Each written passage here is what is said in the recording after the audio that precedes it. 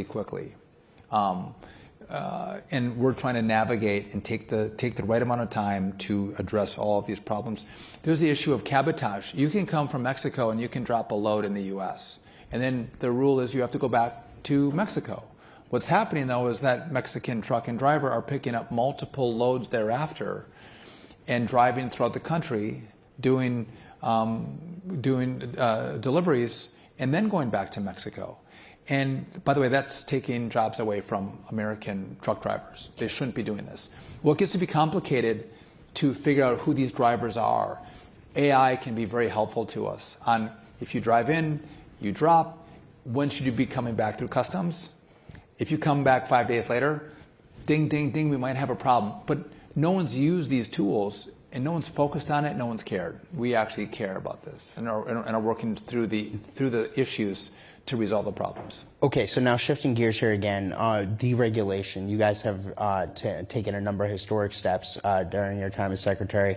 I believe you've done $1.3 billion in deregulation. Can you kind of lay out for us how you've saved taxpayers money on this?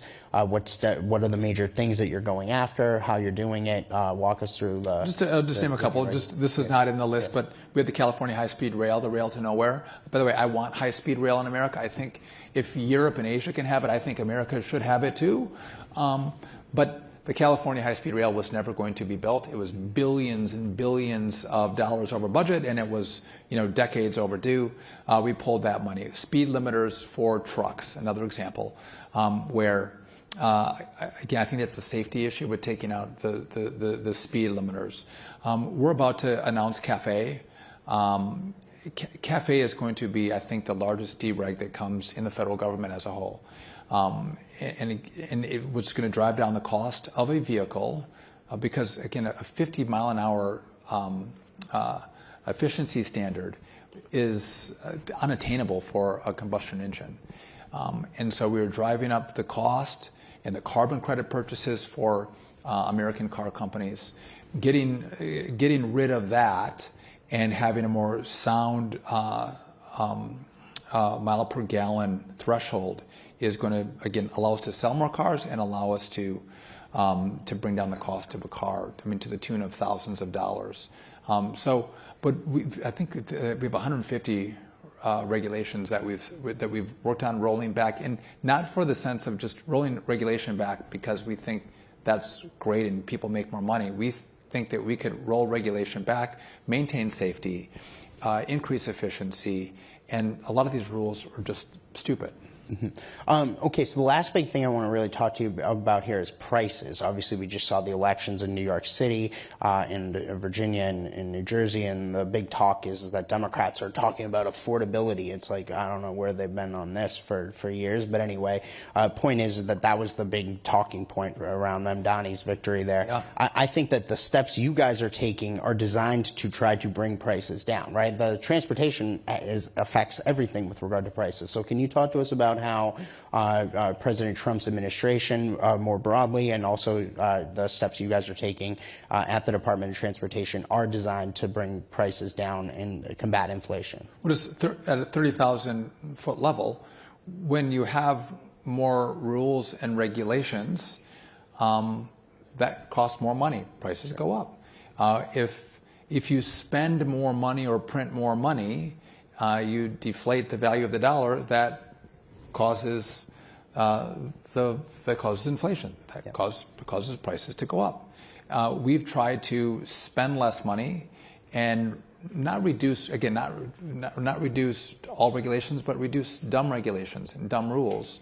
That's been the policy across the board, and I think the consequence of that will be that you will see prices come down. But if you're 26 years old and you look at the cost of a car, you look at the cost of housing, and you think, am I ever going to? My parents bought a house at 32 years old.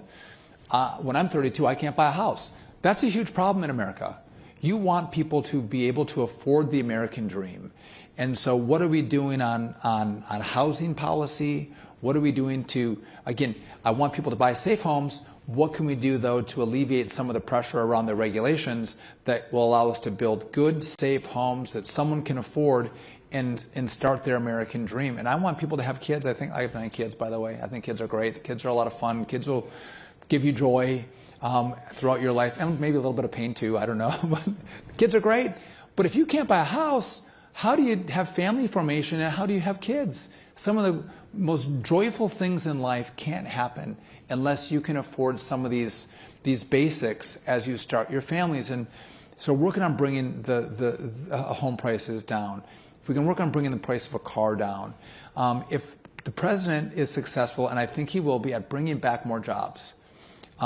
Bringing back more jobs means more competition for labor, which means we can have an elevation in salaries and not affect the competitiveness of our companies because we don't have to spend as much on rules and regulations. Can I tell you guys a quick story? So I was in Wausau, Wisconsin in 2019, 2018. Great town, by the way. And I went to I went to Walmart.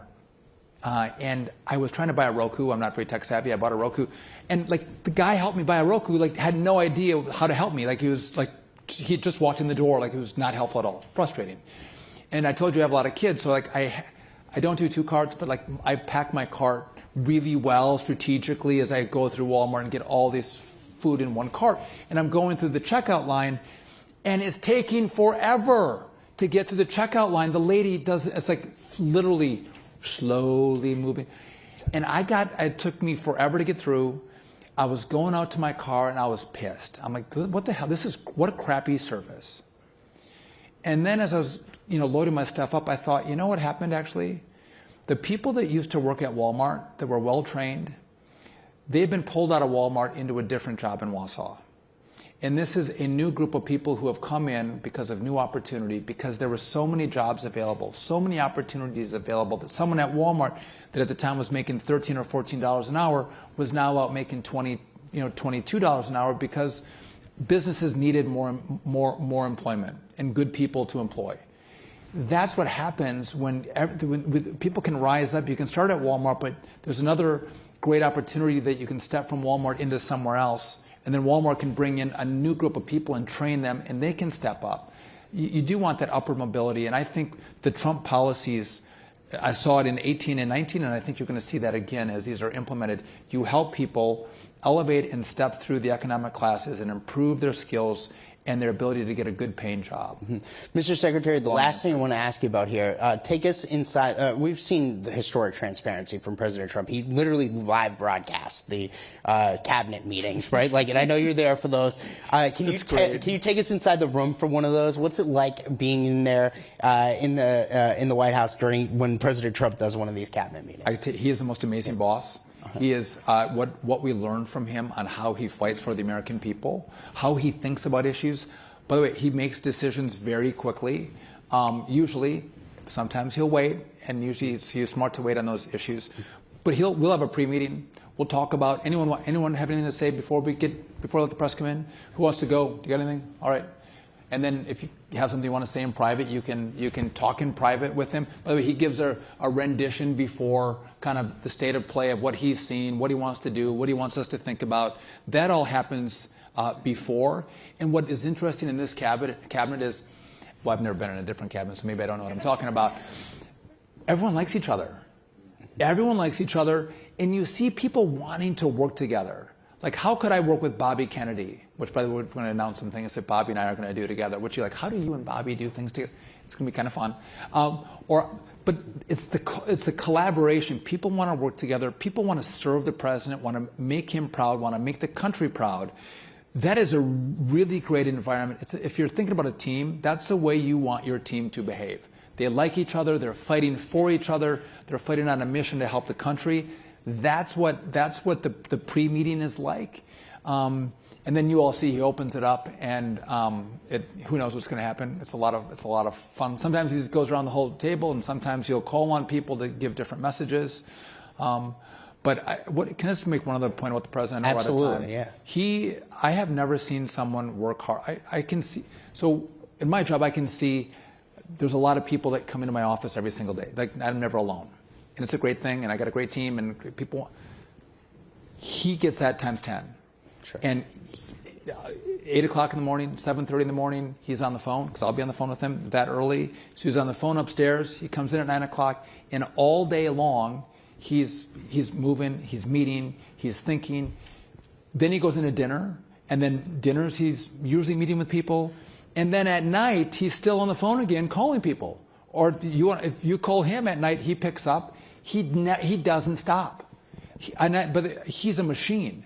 And I love that I have a president that is going to work that hard to serve the American people, to make the country great, to do every moment he has, he's maximizing. It's not vacation time. It's work time. And even his kids will talk about in his businesses, he worked really hard. And he's working even harder than he did in his businesses for the American people. And I love that. And even in the shutdown, in the Barack Obama era, Obama was trying to make it really painful on the American people. Shut down the trail, shut down, in the open air parks. Open air parks. Yeah. Make it painful for President Trump. Actually loves America, loves Americans. He's tried to make it less painful. And you might argue that's bad politics because there's no limited pressure on Democrats. That's not he doesn't want people to be in pain. He wants the country to be better off. He wants to serve the American people and make their lives better and make it great. And when you have a shutdown, that goes against the grain of trying to make the country great. And so he tries to minimize that. And I love that about him, that every day he wakes up and works longer, fuller days to make the country incredibly great and everyone prosperous. Mr. Secretary, really want to thank you, sir. Thank you. Give our best to the President. Will, thank you. Thank you.